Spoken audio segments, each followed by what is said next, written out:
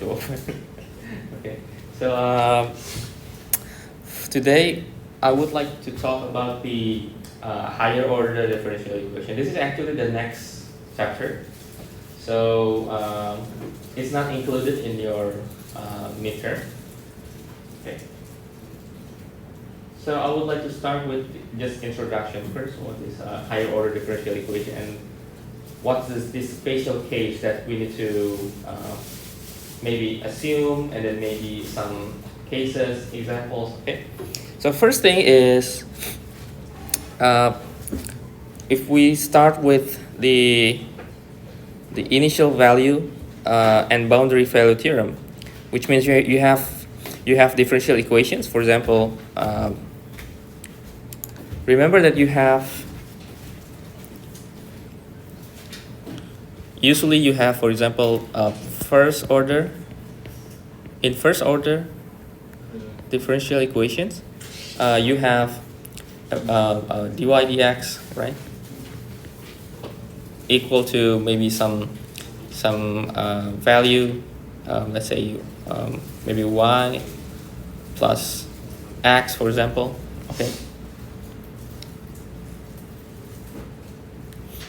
And then we are trying to solve it, and usually if they give us the initial value, we are given the value that is just point x0 y0.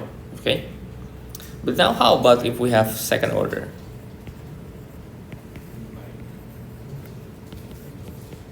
Second order, let's say we have, maybe let me just write with y prime. It's easier to write. This is y prime. This is y double prime. Let's say minus y prime plus y plus, let's say x, and then equal to some maybe 0. Okay. To solve this, at least the solution curve need to pass through the point, right? Need to pass through the point, so we need to have this. And also we need to have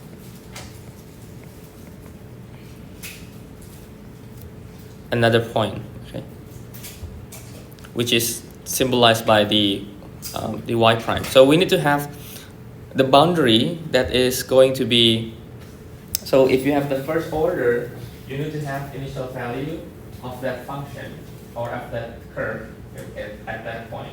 If you have second order, you need to have value of that point and also value of the y prime at that point. So this gives us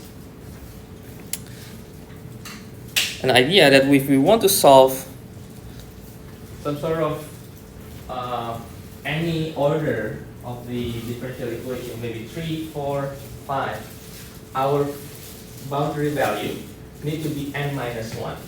So for example, if you have second order, so it means 2, n is 2. So second order at least need to have 1, 2, and then 1, and then it's 2. Okay, so y and y prime. Okay.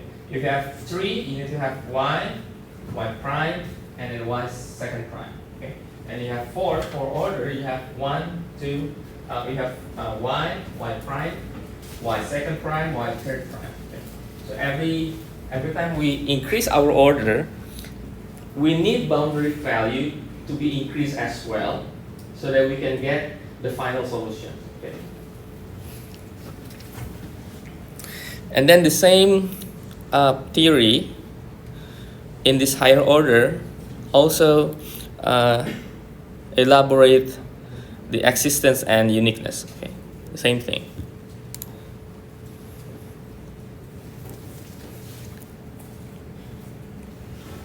So the assumption for the existence is we need to make sure that this is continuous on some interval. Okay?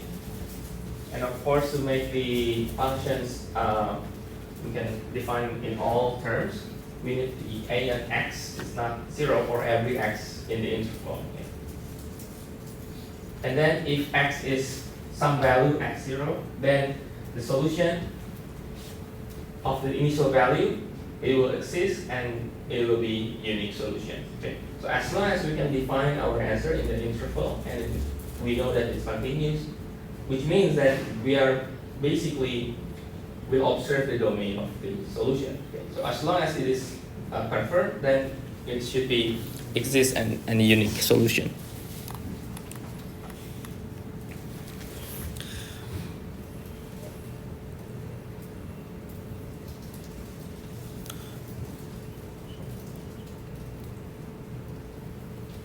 Okay, for example, if we would like to verify, for example, we have 3y, 3 prime,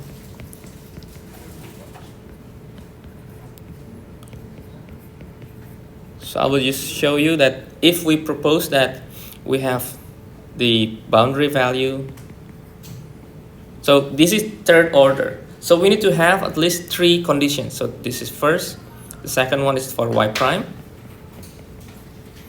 and the third one will be the second prime. Okay, so at least we need 3. Okay,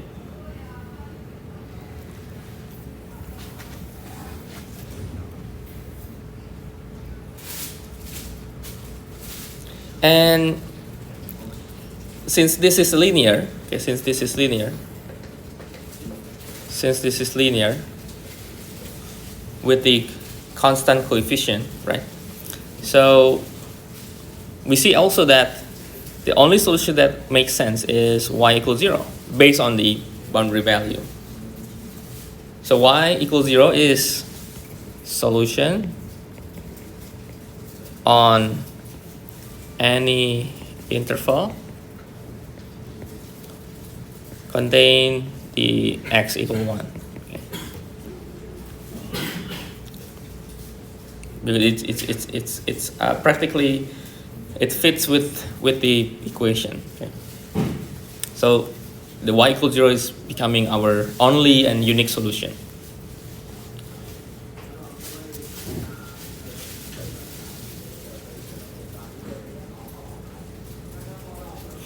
Okay, and then let me check again.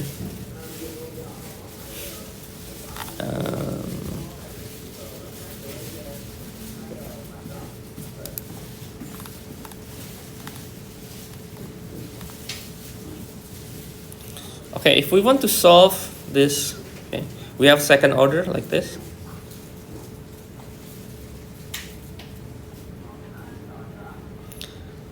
So we have 2 boundary. Okay, so we have 2 point boundary. This is not really similar with the previous one. So we call this the boundary condition.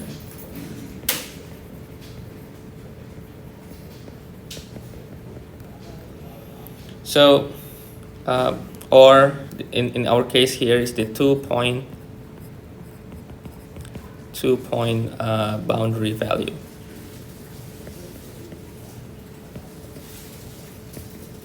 Suppose we are going to check, and then we are going to see some solutions. So, for example, if this is our solutions,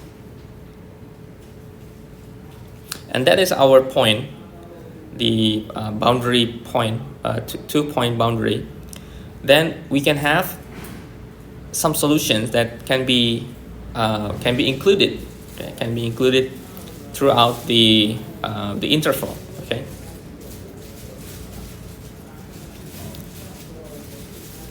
So any solution that is satisfying the differential equation containing the x equal a or x equal b,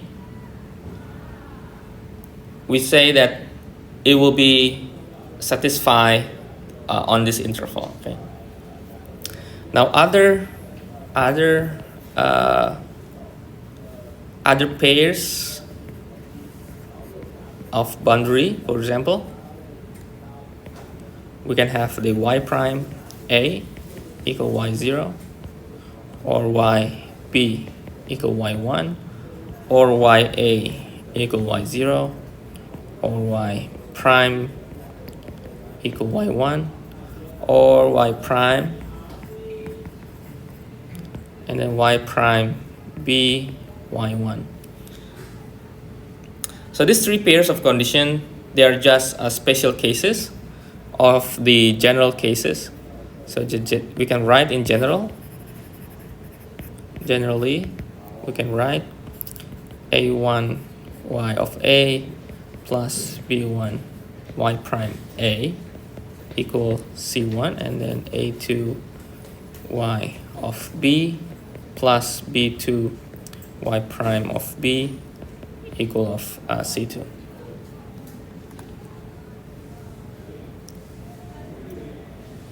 So, and actually, it doesn't mean that if we have the boundary points or boundary value, maybe we still have several solutions. So usually, if you remember the first order, we set some initial value, and then we have like maybe one solution, right? Maybe one solution for that. Okay.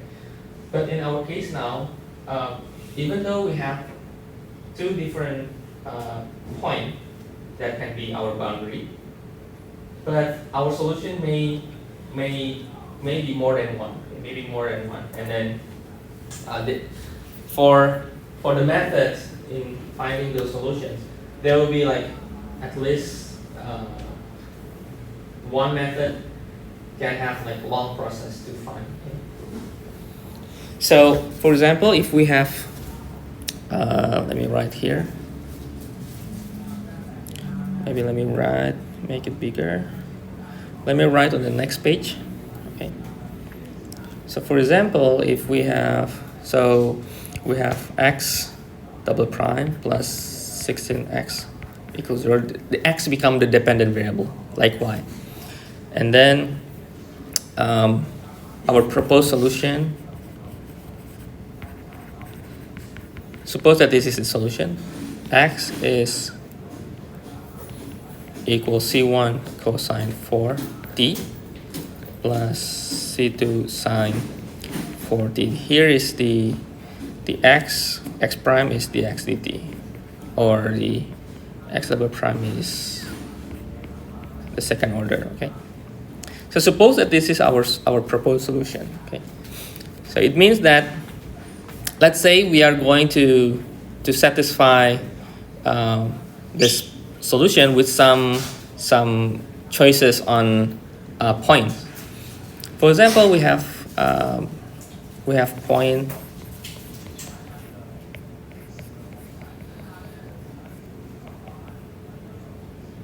so we check, and let's say we are going to satisfy these two, and we will get our C1 will be 0, and then our C2 will be or our x become C2 sine 4t.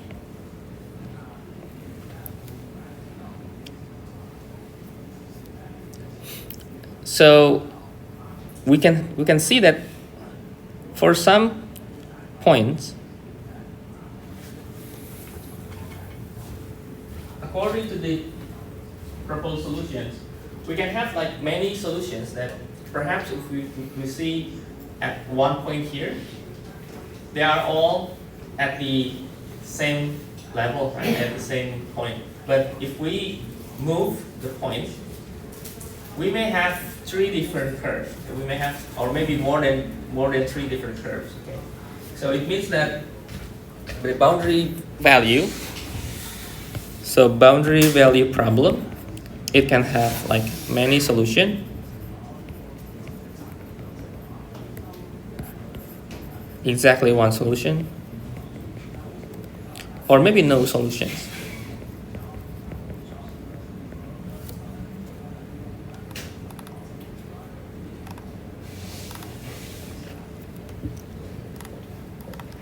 And if we change the question,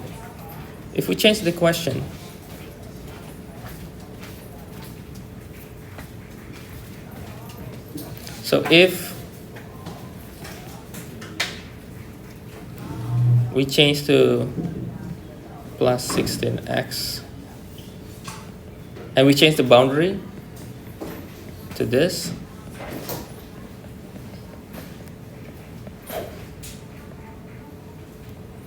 and then still we have the proposed solutions, we are going to have if we apply this pi over 8, we will have x equals c2 sine 4t.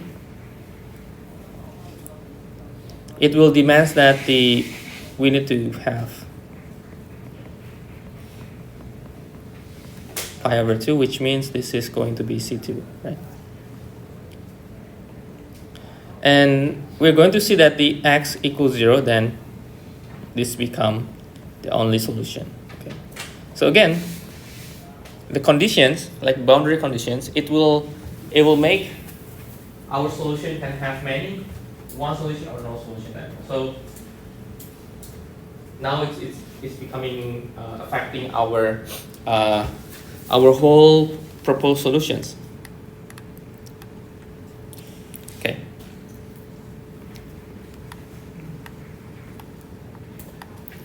That's one thing. And the other thing, after we see that we have the boundary value problem that can also affect our solution, we have the homogeneous equations that will also considered as it will also affect our solutions. So the equation on the top, so every higher order differential equation, when they are equaling to 0, we call this is a homogeneous. Okay.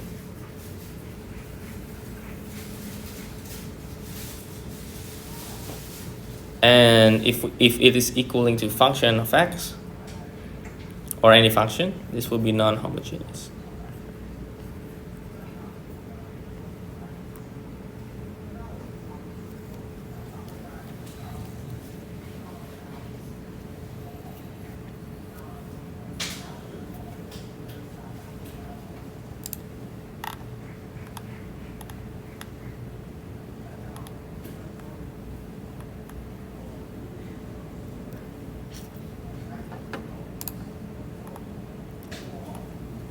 And then some assumptions that we need to be familiar with.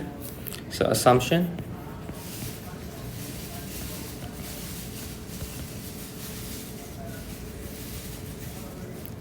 On some interval I, okay,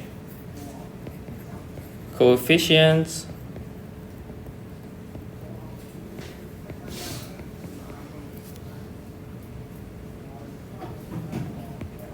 all coefficients like 0, 1, 2, up until n, they are all continuous.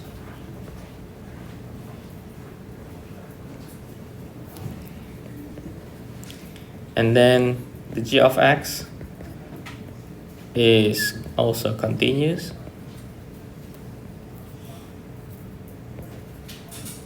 And then again, x is not equal to 0 for every x in the interval.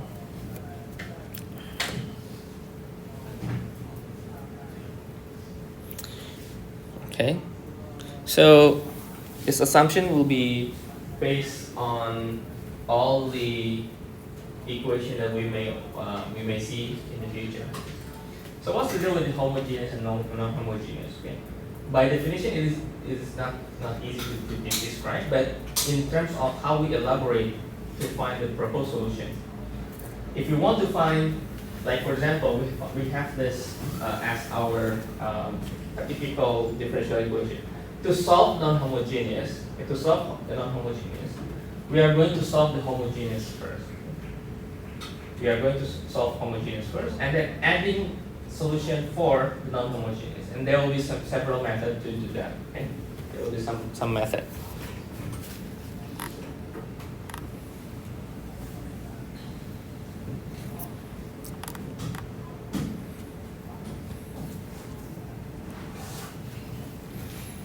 I think in some textbook, you may also see they can use some operators. Usually we in my textbook, it's using d. For example, if we write, maybe here, if we write d dx and then dy dx, Usually we write d like this, right? But we can write d and then dy and then d. It means that it's second order differentials. Okay? Another way to write it. If you feel this is okay, you can still write this. Or in general, you can write d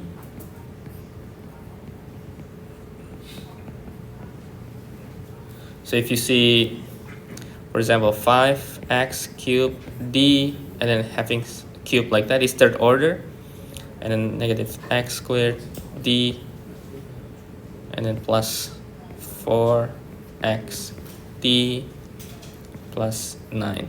So this actually this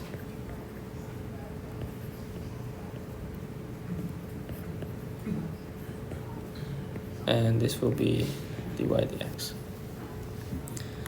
Just some information. Okay.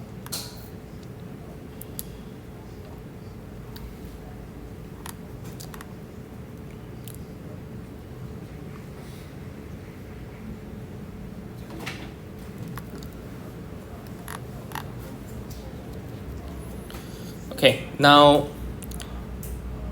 to get into the homogeneous solution or solution to the homogeneous equations, we are going to implement the superposition principle. Okay. Oh, okay. Here.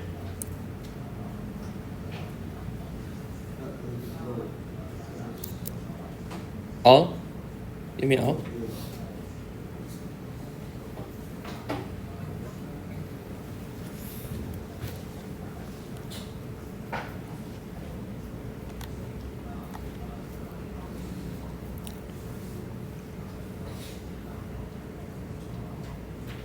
Okay.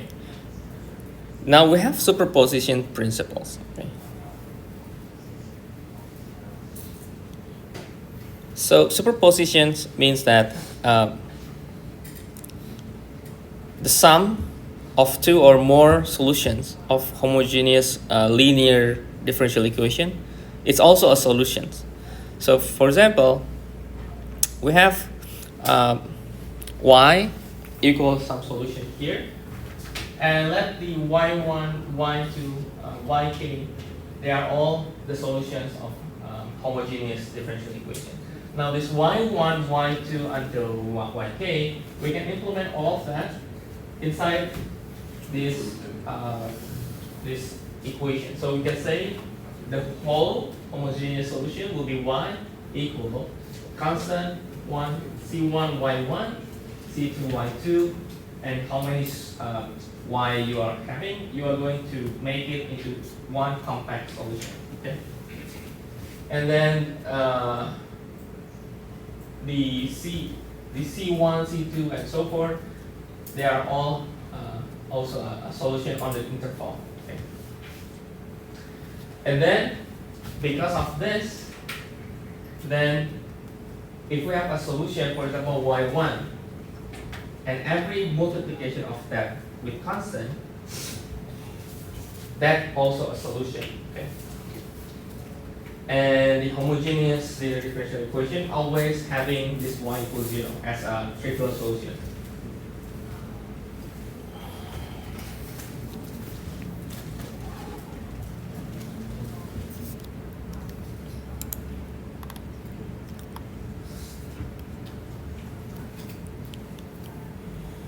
Okay, let's see some proof from that part.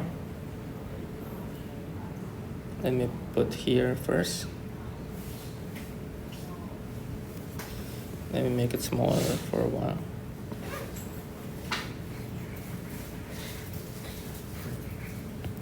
Okay. Now let y1 and y2 and this is to solve the dE y double prime plus p of x y prime plus q of x y equal 0. By this superposition, it means that if we are having y equals c1 y1 plus c2 y2, this also can solve. Okay, also can solve this. Okay. So to make it meaningful, let's try to substitute this. Okay, let's try to sub this equations to our differential equations. It means that we are going to have, let me write with blue, we are going to have c1 y1 plus c2 y2. We are going to differentiate twice and then plus p of x, and then we are going to differentiate again, but only once, and then plus q of x, and then c1 y1 plus c2 y2 equals 0.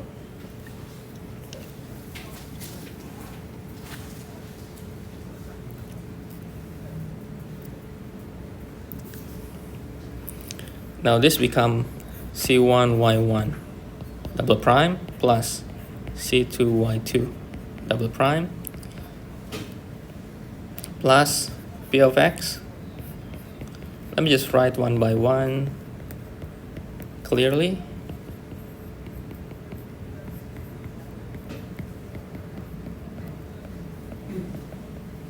Okay, and then we are going to combine all C1 and all C2. Okay.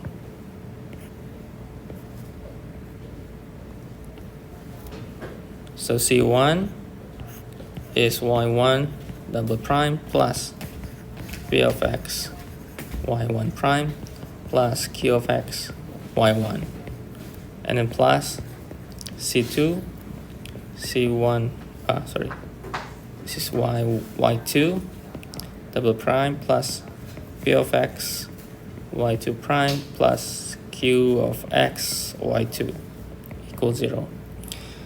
Now we see that our original form also appear. It means that what we write here, this is also a solution for this one. Okay, so every time we have like we have y1, y2, or y3, we can write all of this 3 as our non-homogeneous solution as y equals c1 y1 plus c2 y2, or if you have more, plus c3 y3, and so on. So that will be your homogeneous solutions. So we can prove that this is, so at the end, that the y c1 y1 plus c2 y2 also solve the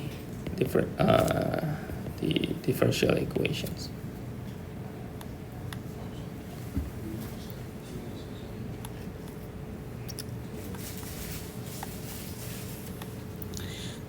Okay, now because we talk about the constant that multiplies the solution, this C,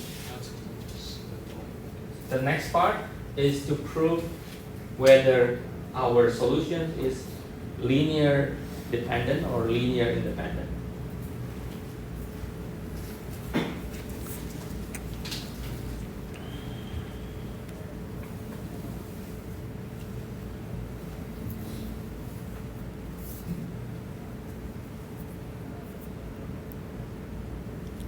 Okay, let me put back here.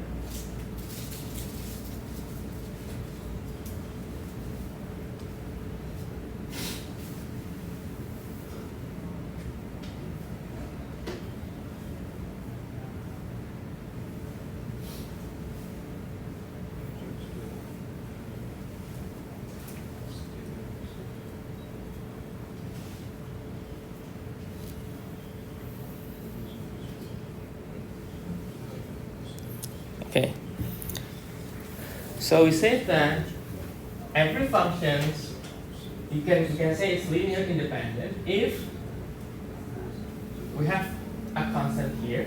Okay, that we see that if we put c1 the function or y, c2 the function, we plus all of that, and it will be equal to 0 for every x in the interval. If the set of the function is not not linearly dependent, we say it is linearly independent. Okay. So what is in the simple words?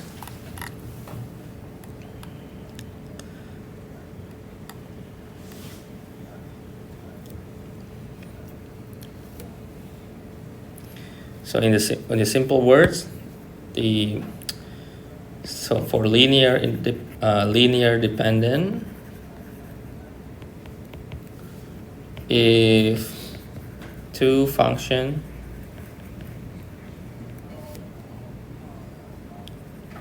are linear dependent, then one is is simply a constant multiple of the other.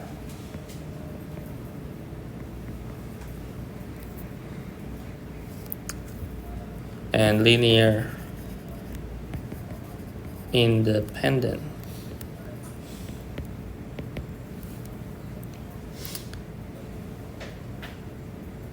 is when neither is a constant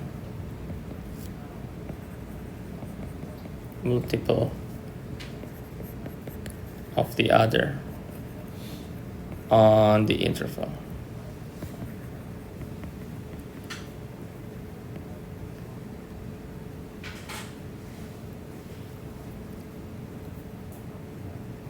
For example, we have functions that say, let's say f1x is x squared, okay, and f2x is, let's say, 3x squared. Okay. This we say is linearly dependent. Okay, because we simply just multiply with a constant. So we say that these two are linearly dependent. But if we have sine x and cosine x, we can say that this is independent. So every time we have, and we can prove that one function is a multiple constant with the other one, we say that this is linearly dependent. If not, then it will be independent.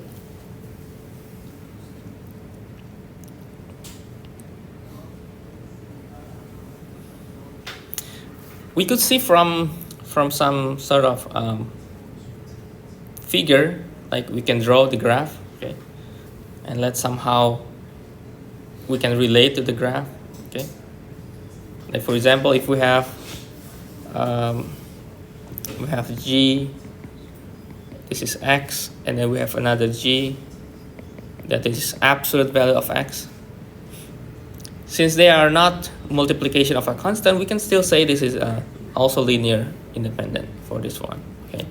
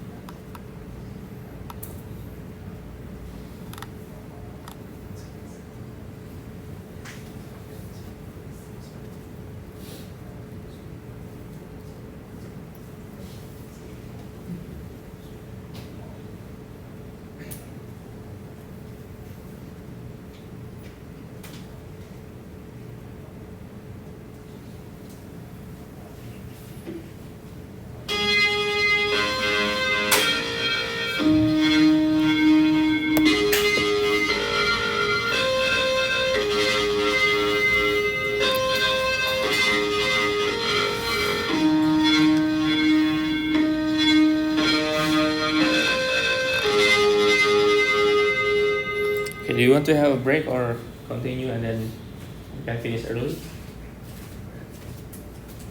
1 or 2? You want to take a break too? Okay, finish early. Okay. Okay, let's move on to, so we know dependent, independent. Okay. So the one that are meaningful and unique is actually the independent, right? When we found, okay, this is independent solutions, that will be the one that usually we are looking for. Okay, now to find linear independent or dependent, we are going to use something called Wronskian determinant.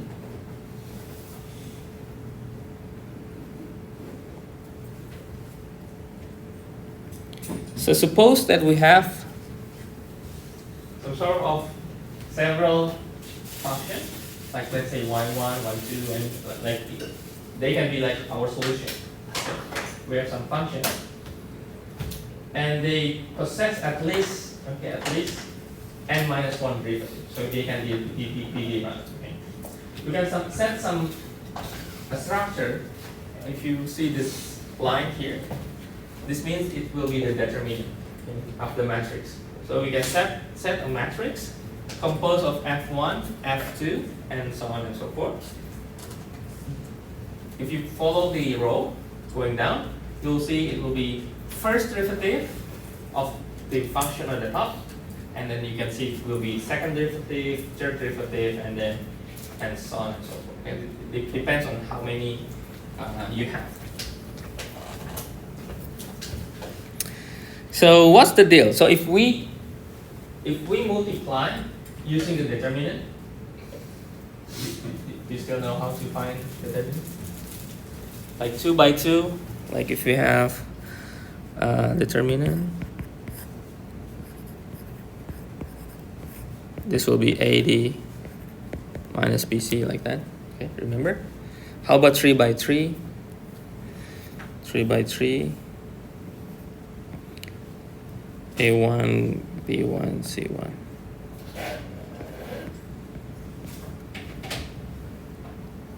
Y2, 2.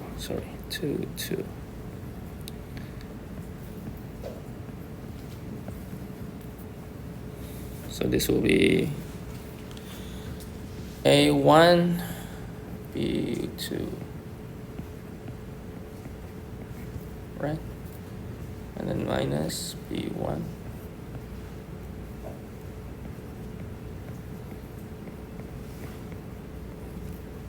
And then plus C1.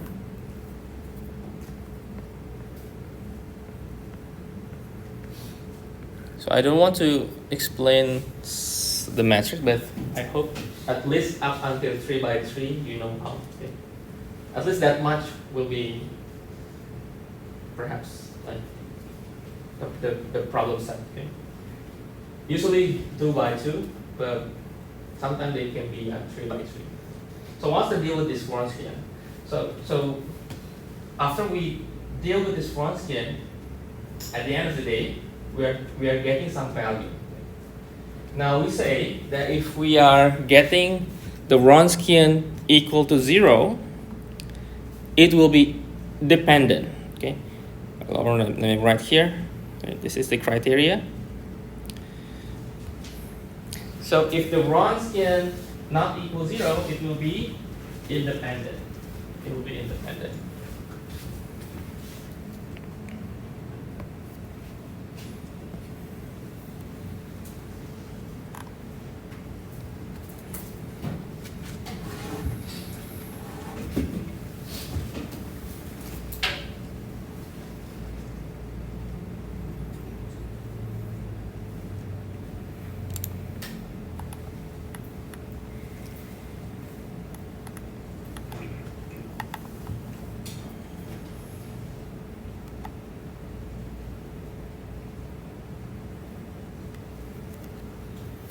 Okay, for example, let me show you example. Let's say we have y1 is cosine. I don't know why the example seems too complicated, but anyway.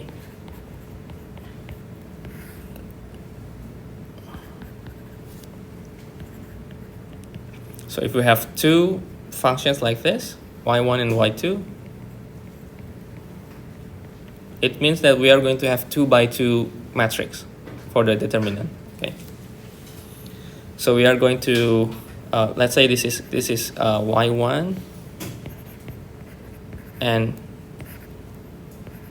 y2 are solution of dE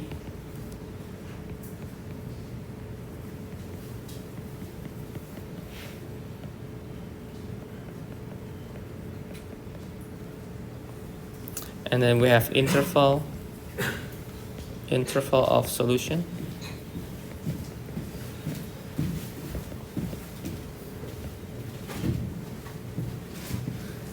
Okay. Let's say we are going to take the first derivative for both of y1 and y2, and I don't know why they provide this example. So let's derive x squared become 6, right? And this will be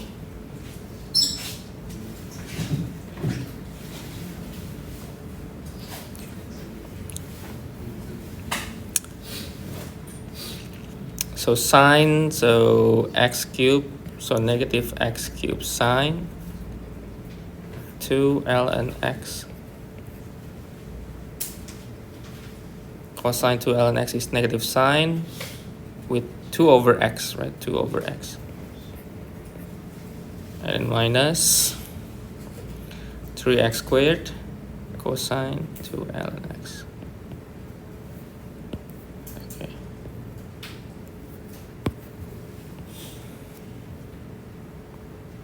And then we can solve the x here.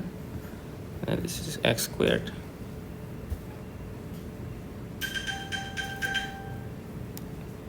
Okay.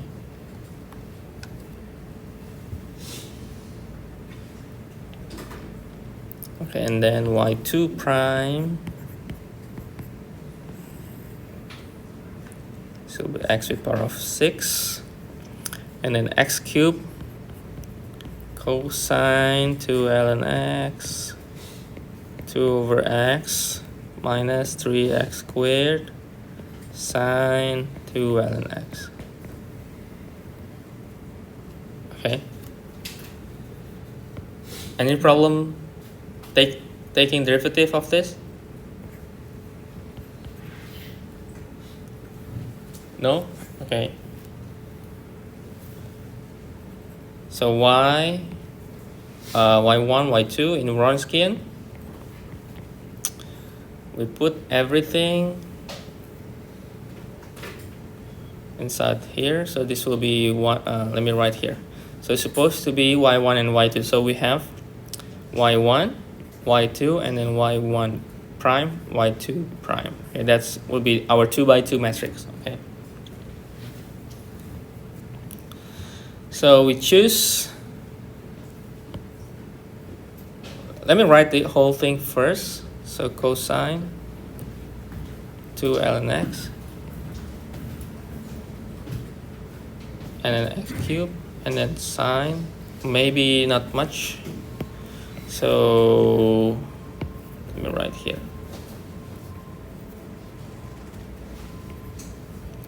Let me write this is negative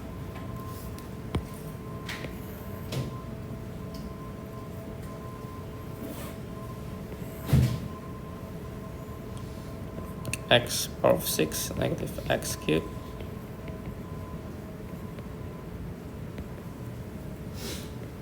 oh 2 supposed to be 2 negative 2. Here is sine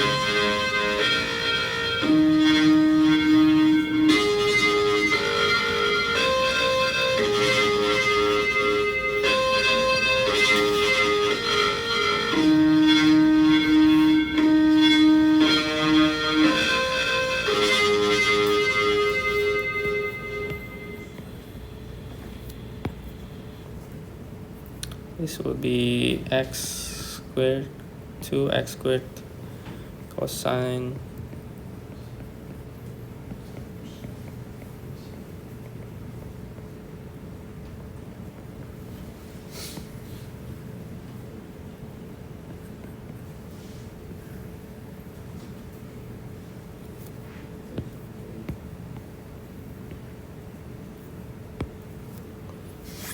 Okay, now how to deal with this? Suppose that we are going to cross multiply, so this will be minus this, right? But I think we have a better options. Since we have our interval of solution, this one here, so we could try some x. We could try some x from the interval. For example, 0 to infinity, we can find some number that is easy to find. For example, we have the ln here, right? We have ln. We can think ln, if we take x equal 1, the ln will be 0, right? I think that would be very helpful for our calculation. So let's take x equal 1. So suppose we take x equal 1, okay? So we are going to have at the Wronskian for y1 at 1, y2 at 1, the whole thing becomes cosine 0 become 1, right? Sine becomes 0, and everything here will be only cosine will be having value, right? So 1, -3, the other part will be 0, so this is -3. This is 1, 2, so 2 minus 0 over 1, so 2. We see that this is going to be 2 minus 3. Or minus 0, sorry, minus 0, which is 2. So we said that this Wronskian is not equal 0, which means that y1 and y2 are linearly independent on the interval 0 infinity.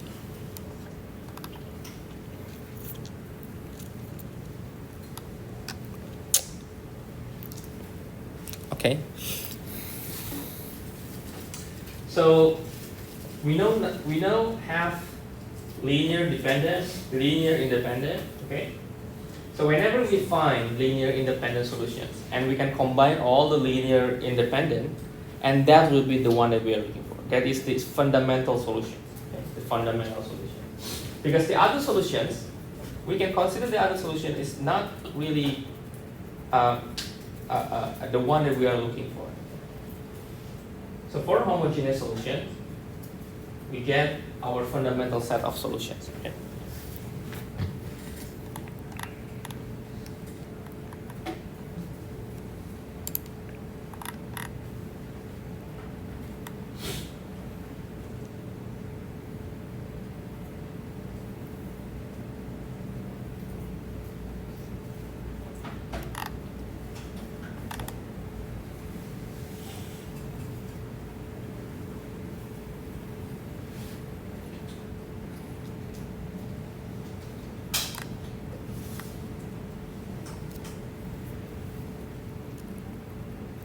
Okay, so what we call a linear independent are the fundamental set of solutions. Okay? So whenever we find that the solution y1, y2 or more is linearly independent, we say that the whole solution will be the set of a fundamental set of solutions. Okay? And the same thing, there are also some existence of fundamental set. It must be exist on the interval, which means we need also to observe what the domain will be. And basically, we can say that the general solution, if we have the fundamental set of solutions in the homogeneous linear differential equation, we can set the general solution. Yes, the general solution. The same construction, but we already defined that this y1, y2, yn need to be fundamental set of solutions, which is linearly independent. Okay? And then we define the general solutions.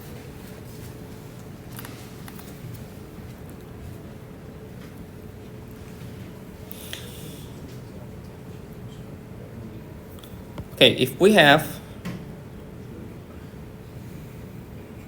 so if we have differential equation, let's say this is example. If we have differential equation y double prime minus 9y equals 0, and we have a proposed solution.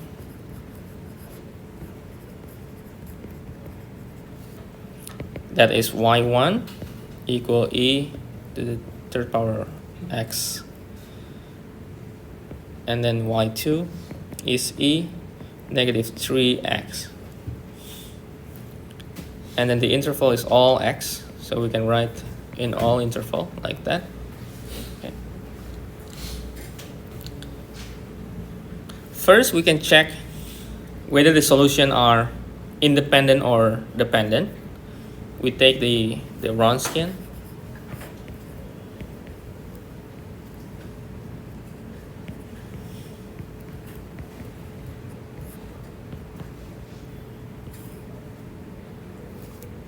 And I think this will be easy to compute.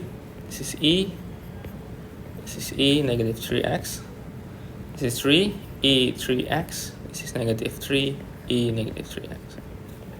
Okay, set some determinant value, which we see that if we multiply, this will be, let me write, multiply with e negative 3 e negative 3x, or we can write 1 over e 3x minus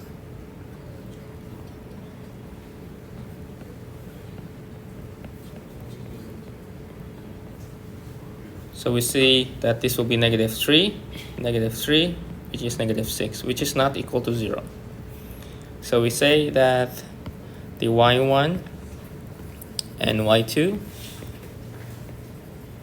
are linearly independent. And then what should we do? We should write the whole solution. So general solution will be y c1 e to the power of 3x plus c2 e negative 3x. This is on all interval.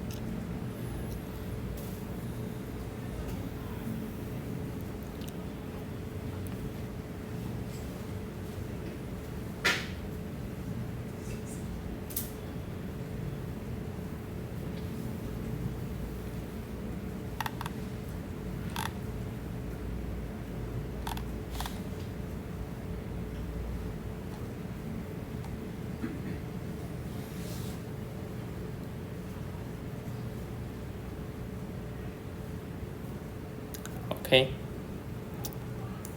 that's the homogeneous equations. So at the end, at the homogeneous equation, we get the general solution, okay? Which, if we imagine, if we have like a complete non-homogeneous equation, this general equation, or the general solution, that y equals constant y1 plus constant y2 and so on and so forth, that solution will be part of the solution for the whole system. So we need to add something else. Okay? That something else can be described in the non-homogeneous equation.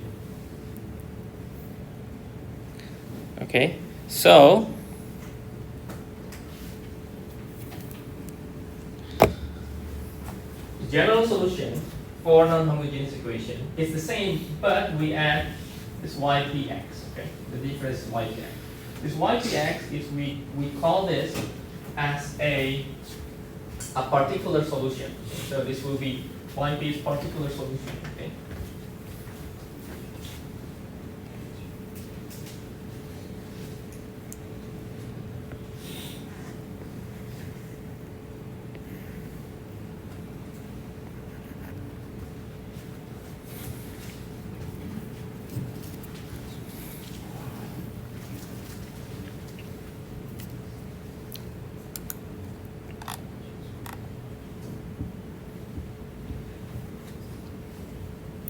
Like for example, for a straightforward question, like if we have like y double prime plus 9y equal 27, if we just adding or put our solution as y equal 3, this will fit, right? This will fit the solution, and we can say that, okay, this y equal 3 is our yp, okay, or a particular solution.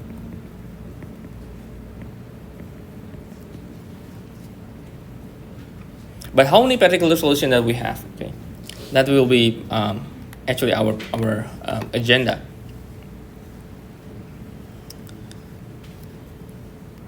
So do we have? Okay, so we are going to have this structure here. This is what we call in the middle here. This is our complementary function. So the structure for the non-homogeneous equation, the solution will always be y equal complementary function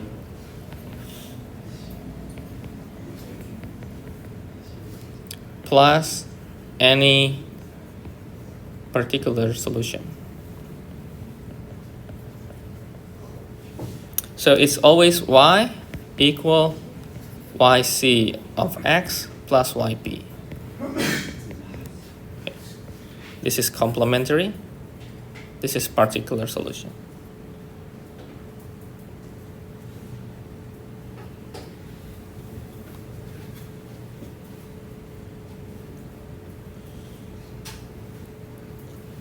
So, in summary, to solve non-homogeneous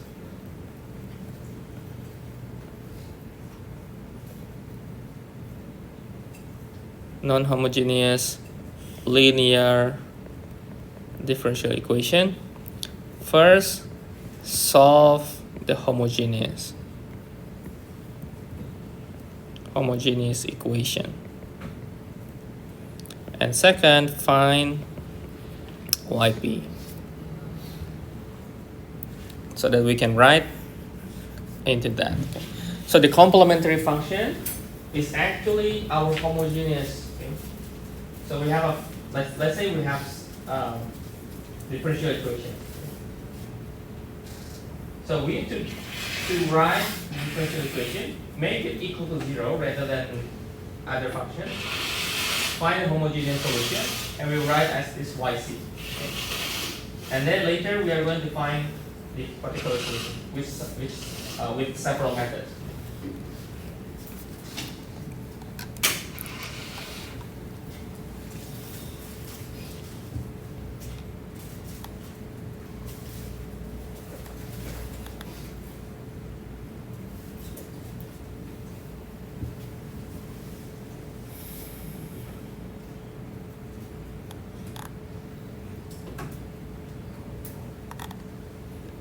Okay, now if we put another superposition principle,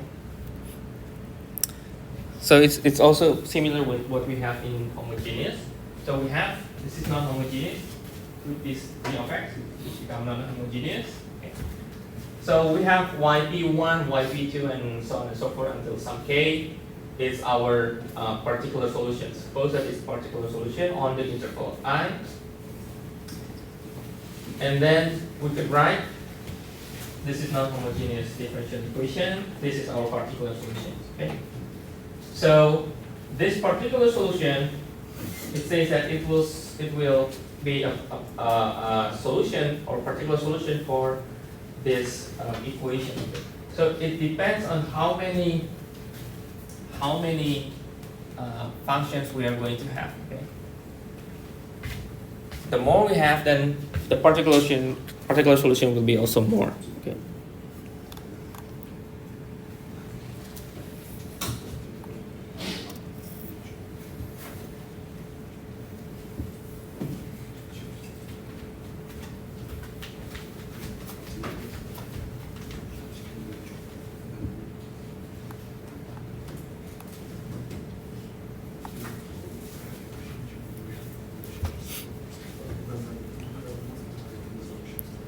So the more function you add, it will add possibility of the particular solutions.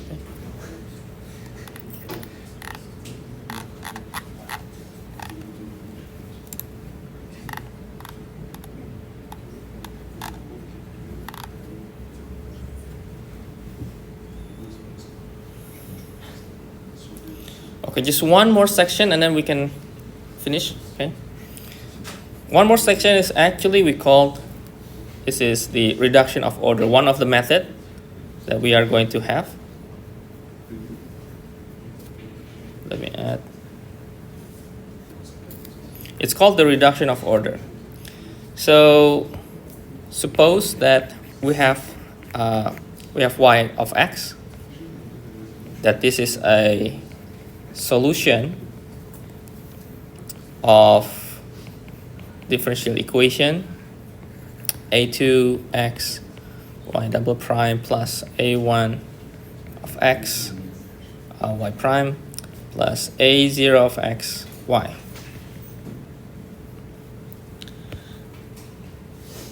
Okay, so our goal is we need to find y2 so that, maybe I'll write clearly, fine, and we'll write with different color, so that y1 and y2 linearly independent.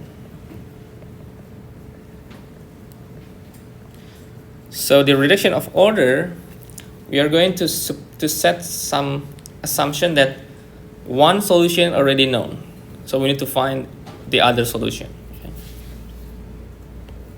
So we say that because this is linearly independent, so because it's linearly independent, so y2, the ratio between y2 and y1, this become non-constant, right? Suppose that the ratio becomes a function. Okay. Suppose that this will be a function ux. Then we can define y2 or y2 of x become u multiplied by y1.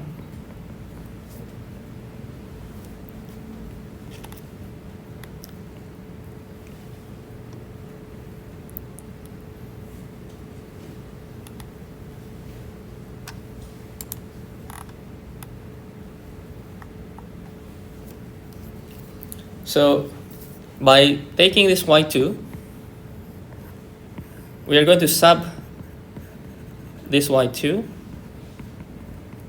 into differential equations, and it will be so we need to find u. Okay, we need to find u first, and then later we are going to find the other solutions. As an example, so let's say we start from example. Let's say y1 is e to the x. Okay. y1 is a solution of the E y double prime minus y, let's say equals 0 on all interval. And we need to find y2. So according to what we are building up, the y2 becomes a u of x, y1, x. Okay. And y1 is e to the x, right? So this is, we can write u and then e to the x, okay, to simplify. And then we can take derivative, first derivative of this, take the product rule. Okay. So we have several formulations here. And then take another derivative, because our differential equations having second derivative. So this will be u ex plus, right, and then plus,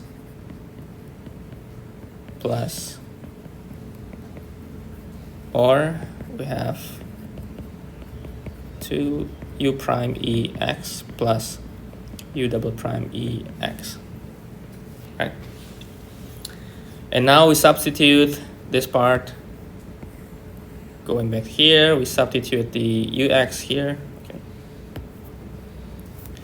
So we are going to have, let's write y double prime minus y equals 0.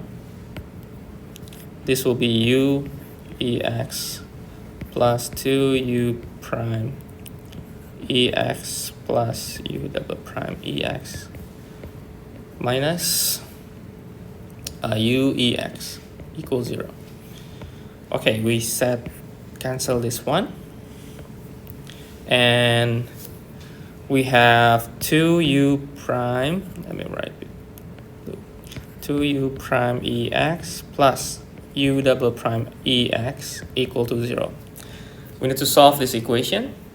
So e to the x multiply 2u prime plus u double prime equal to 0. I think no problem with e to the x is always positive, right?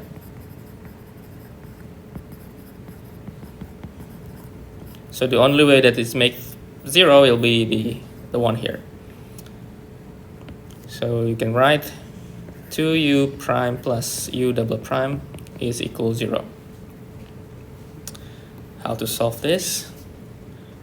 We can take another variable to reduce the order. Let's say the variable may be w equal u prime. So w prime is u double prime. Okay. So this will be, we can exchange this into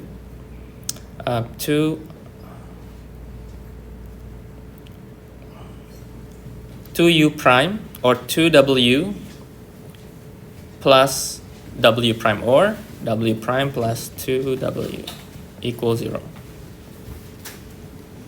And what is this? So this is actually our linear differential equation, right? So this is similar to dy dx plus p of x y equal f of x, right? F of x is 0. Or we can integrate each one of them. I think you can integrate each one of them. You can separate this one.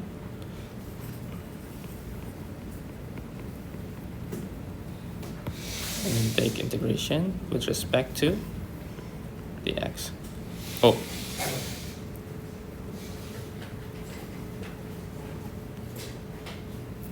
Okay.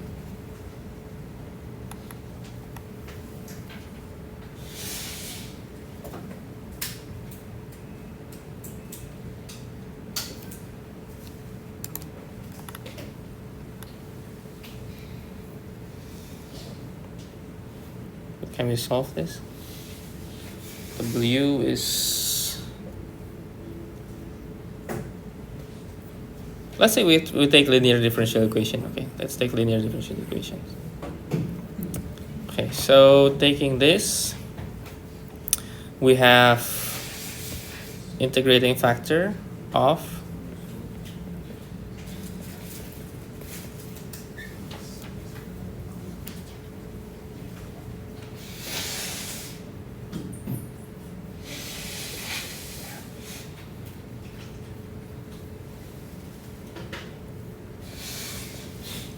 So we have e to the x, or 2x.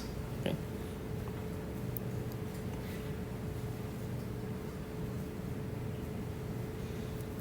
So we can write ddx of e to x w equals 0.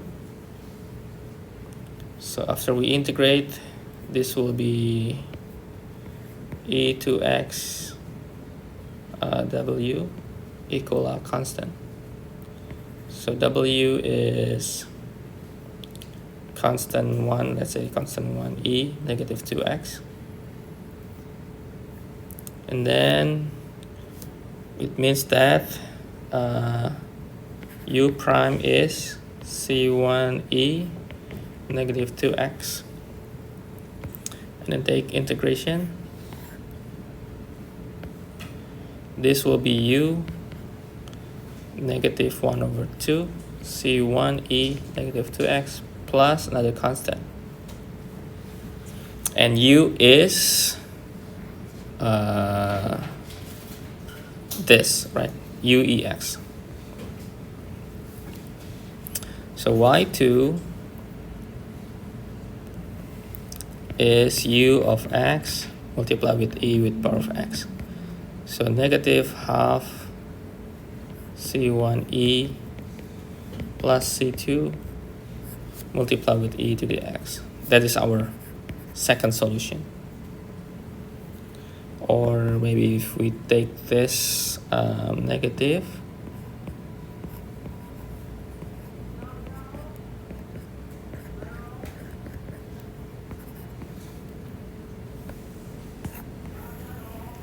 this is our y2. So basically, we multiply the first solution with some other variable, okay, and then substitute back to the solutions, to the equation, and then solve the u, okay, solve the u, and then take back to the y2 as a solution. And then since the constant can be any number, right? The constant can be any number if we choose. So if choosing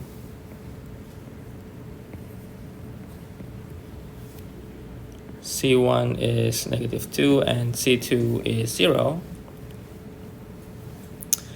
we can have the y2 as negative e negative x.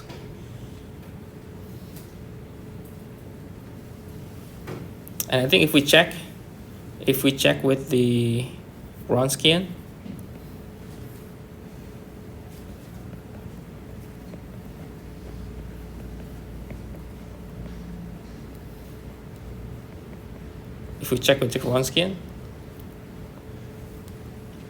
this will be 1 minus 1. This will be 2. So it's both are linearly independent. Okay. So linearly independent.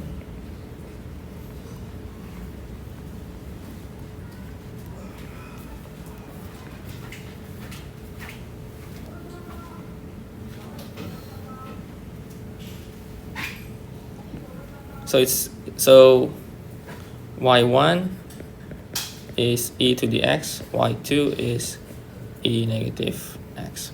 As we can see that this actually, our y2 here is actually the whole solution for the practical solutions. So this become our general solution, not y2.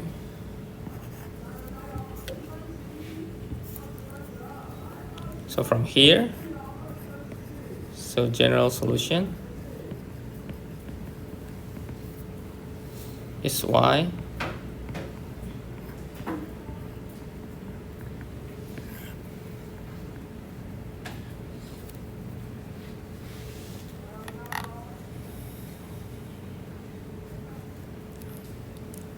Okay, this is just a sort of example that we may have the more general formulations that I will talk about later.